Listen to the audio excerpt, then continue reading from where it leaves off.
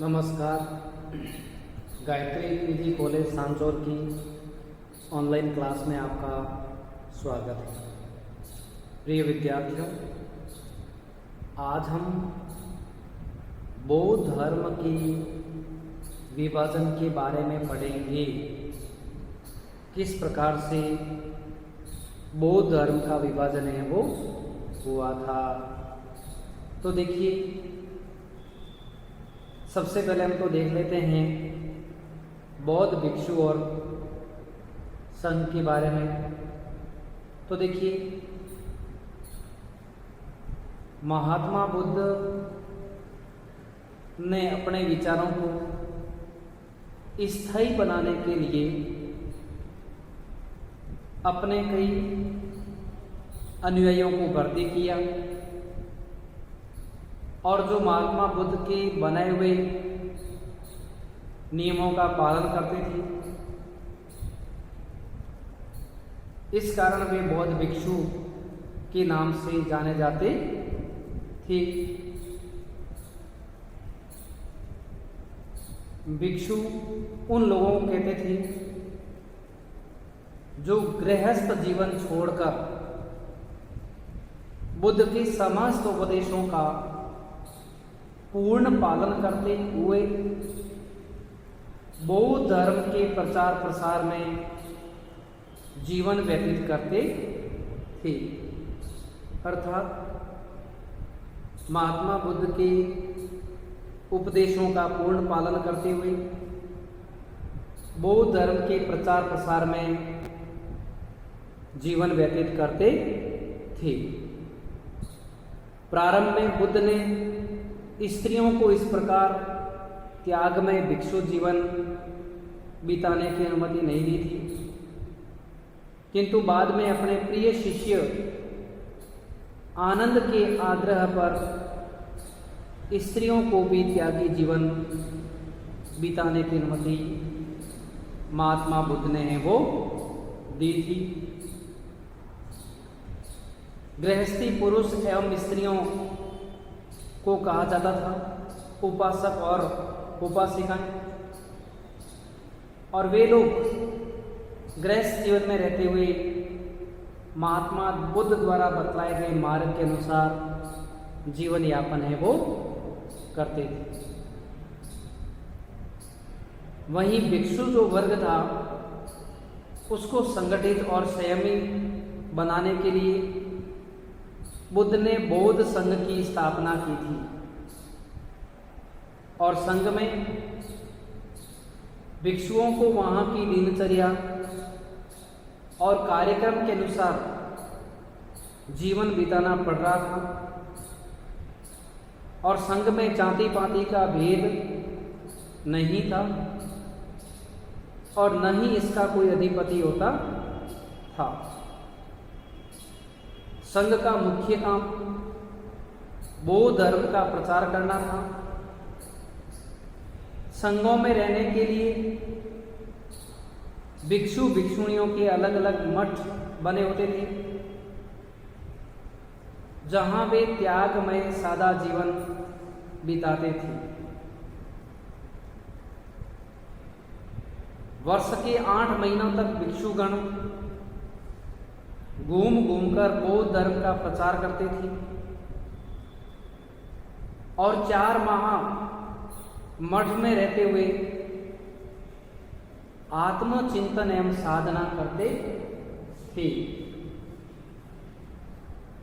आगे चलकर ये मठ प्राचीन भारत में शिक्षा के महत्वपूर्ण केंद्र हैं वो बन गए थे। लेकिन समय के साथ साथ बौद्ध धर्म के विचारकों में अलग अलग विचार उत्पन्न होने लगे, और इन विचारकों ने बौद्ध धर्म का विभाजन कर दिया। और बौद्ध धर्म के विभाजन के बाद 2 शाखाएं प्रचलित हुई थी। एक तो हीनयान संप्रदाय और दूसरा है वो महायान संप्रदाय। तो देखिए, हीनयान संप्रदाय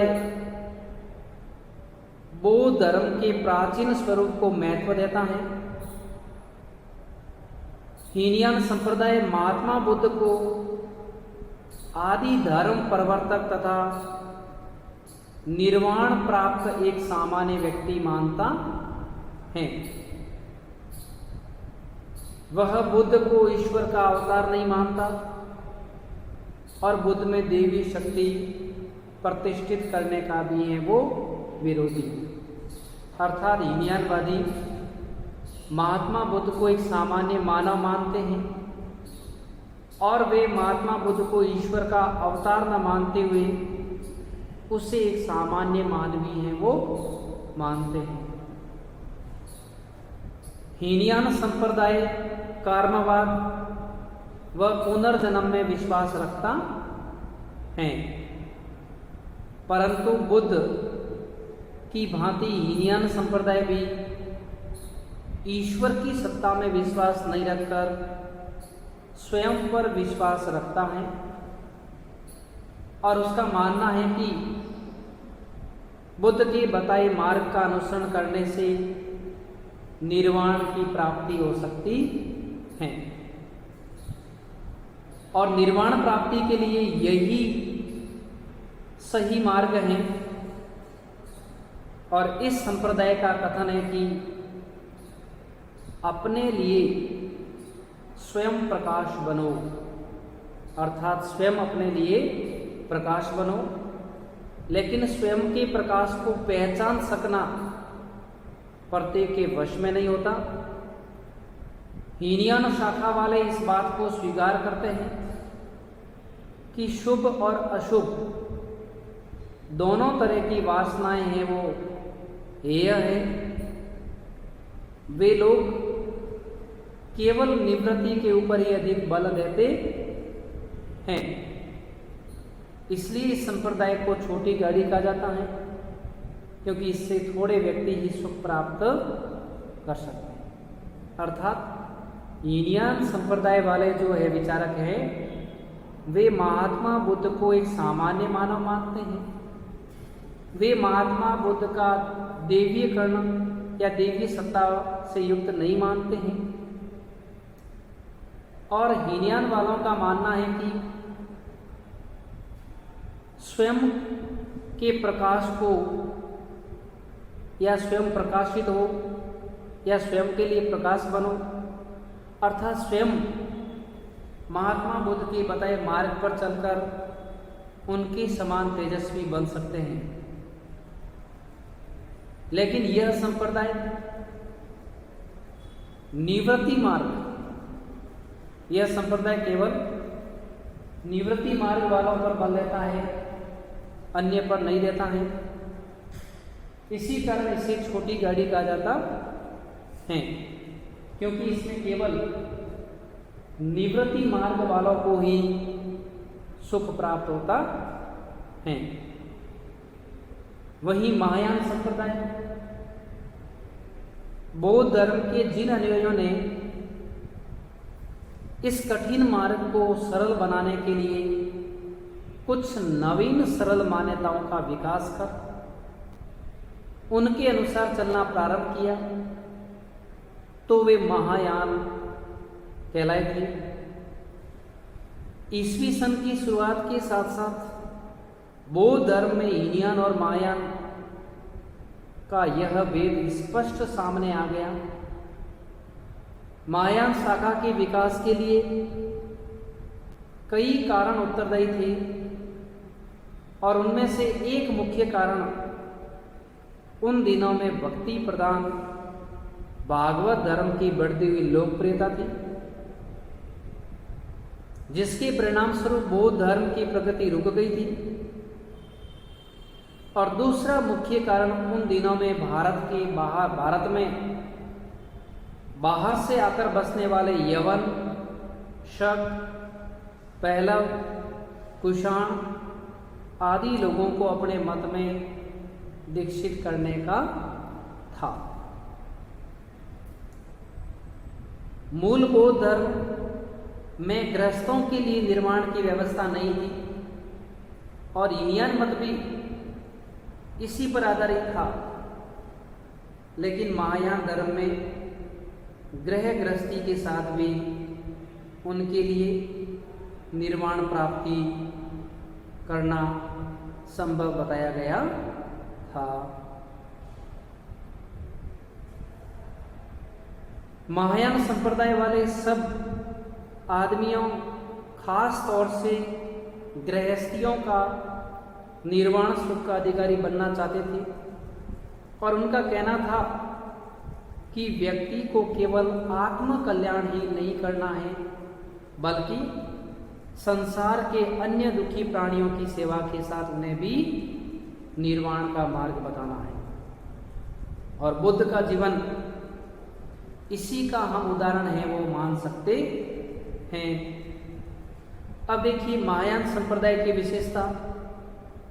तो महायान संप्रदाय की मान्यता है कि बुद्ध के पूर्व भी बौद्ध धर्म के अनेक प्रवर्तक हो चुके थे जिन्हें बोधिसत्व कहा जाता था और प्रत्येक कुल पुत्र बोधिचर्या अथवा करुणा, मुदिता, मैत्री और अपेक्षा के आचरण द्वारा दान, शील, क्षमा, वीर्य, ध्यान और प्रज्ञा नामक 6 परिमितताओं की साधना द्वारा बुद्धत्व के मार्ग पर है वो चल सकता है।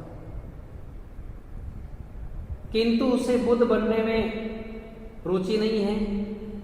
वह अकेले बुद्धत्व को प्राप्त करना उचित नहीं समझता है, जबकि उसके अन्य साथी दुख और कष्टों के बंधन में जकड़े हुए हैं और वह ऐसे लोगों की सेवा को बुद्धत्व से भी ज़्यादा महत्वपूर्ण मानता है। उसके लिए प्राणी मात्र की भलाई और सेवा ही जीवन का चरम लक्ष्य है और वह इसी को निर्वाण मानता है। और ऐसे लोगों को महायानी बोधिसत्व कहते हैं। और बोधिसत्वचर्या का एक अंग करुणा है तो दूसरा अंग है वो प्रज्ञा है। करुणा से लोक सेवा और परोपकार की भावना विकसित होती है, तो वहीं प्रज्ञा से संसार का वास्तविक स्वरूप और आंतरिक मर्म से साक्षात्कार होता है। और इस दृष्टि से महायान सार्वजनिक और सार्वभौम मानवता का आदर्श प्रस्तुत करता है। तो इस तरह से जो महायान शाखा है यह निवृत्ति और प्रवृत्ति मार्ग दोनों को अपनाती है। इसलिए इस महायान शाखा का सर्वाधिक विकास है वो हुआ था। बौद्ध धर्म के विकास में बौद्ध संगतियों का भी महत्वपूर्ण स्थान है, क्योंकि बौद्ध धर्म के लिए अलग अलग समय 4 बौद्ध संगतियां हुई थी। और पहली संगति महात्मा बुद्ध के परिनिर्वाण के बाद राजगृह में हुई थी।